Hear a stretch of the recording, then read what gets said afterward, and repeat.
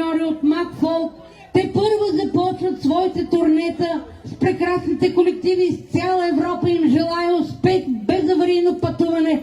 И искам да ви кажа, че ще ви чакаме пак до година тук и сега да дадем гран-при на този състав.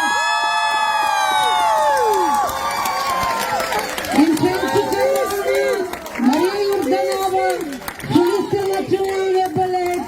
Къде е ръководителя?